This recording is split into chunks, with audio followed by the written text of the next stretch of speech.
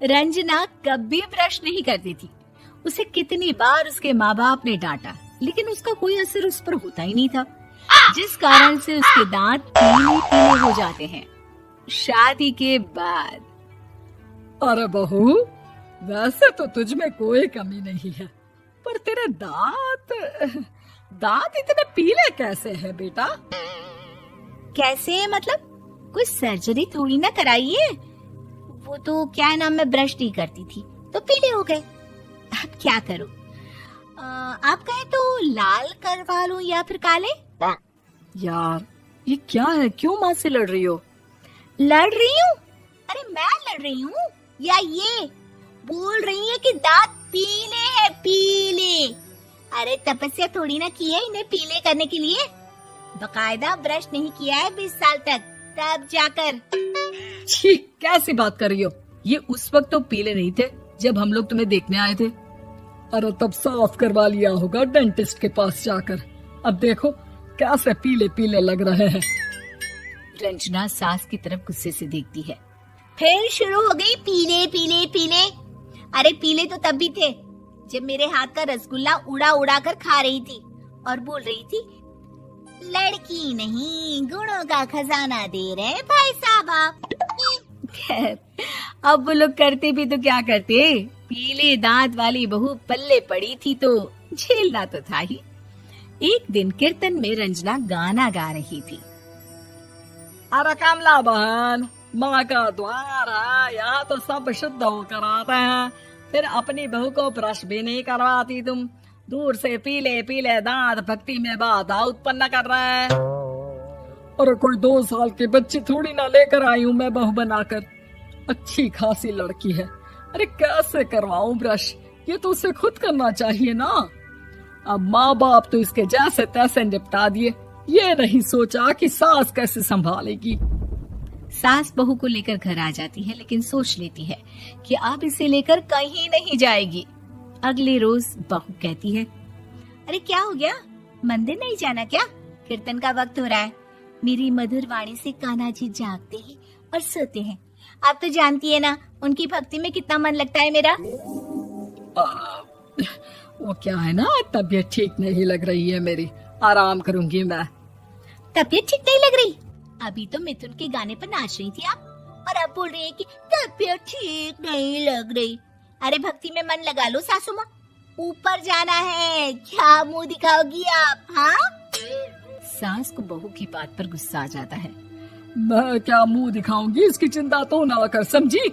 अपने मुंह की चिंता कर, जो ये पीले पीले दांत लेकर हर जगह पहुंच जाती है। पता है लोग कितना मजाक बनाते हैं। ना जी ना, मैं नहीं जाना कहीं तेरे साथ।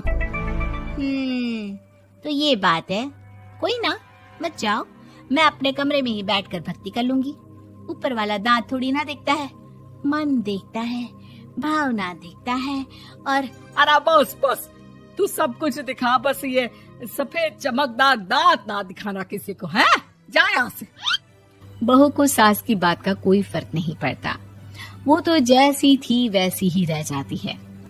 सुबह नहाकर किचन में खाना बनाना, फिर खाना खाना, कीर्तन भजन करना और सो जाना। एक दिन, माँ जी मैं सहेली के घर जा रही हूँ, शाम को लेट आऊंगी। हाँ हाँ तो जाना, मैंने कौन सा तेरी आरती करनी है घर पर बैठकर। रंजना सहेली के घर जाती है, जहाँ वो पार्टी में जाने की तैयारी कर रही होती है। अरे शिखा, कहाँ जाने की तैयारी कर रही है? मैं गलत वक्त पर आ गई क्या? अरे नहीं यार, उल्टा सही वक्त पर आ गया। मैंने ये साड़ी और ज्वेलरी निकाली है यार, शाम को इनके ऑफिस की एक पार्टी में जाना है। बताना कैसा लग रहा है ये सब? नहीं यार, इस ड्रेस के साथ तो वो वाली ज्वेलरी अच्छी लगेगी। हाँ हाँ सही बोल रही है, मैंने ध्यान ही नहीं दिया। वैसे तो हमेशा से मस्त फैशन सेंस रखती है। तो बड़ा जाती होगी ना पति के साथ पार्टी में। रंजना कुछ नहीं बोलती, बस सोचती है कि यार काश ये बात सही हो जाती। पर मैं क्यों नहीं जाती पार्टी में? क्या इन लोगों की कोई पार्टी होती नहीं होगी? रंजना घर आती है और रात में पति से सवाल करती है, एक बात बताइए, आप मुझे किसी पार्टी में क्यों नहीं ले जाते? क्या आपके यहाँ ऑफिस में पार्टी नहीं होती? पति बेचारा क्या कहता कि दांत पीले हैं तुम्हारे इसलिए। अरे कोई पार्टी होती नहीं हम लोगों के ऑफिस में, तो कहाँ से लेकर जाऊं? और मार्केट, मॉल, कहीं वीकेंड घूमना, कहीं तो। अरे यार, सारे हफ्ते में एक छुट्टी मिलती है, तो सोचता हूँ कि आराम ही कर लूं। क्यों? रंजना मन मार के रह जाती है। पहले कभी सास के साथ मंदिर जाया करती थी, लेकिन वो भी सास ने ले जाना बंद कर दिया। घर बैठी बैठी रंजना बोर हो जाती है। तभी उसे आइडिया आता है और वो मायके जाने का सोचती है। सासू माँ, 2 दिनों के लिए मम्मी के घर जा रही हूँ। अच्छा ठीक है, आराम से जा।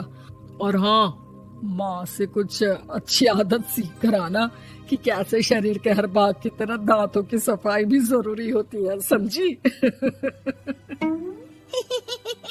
शुरू हो गई ना आप।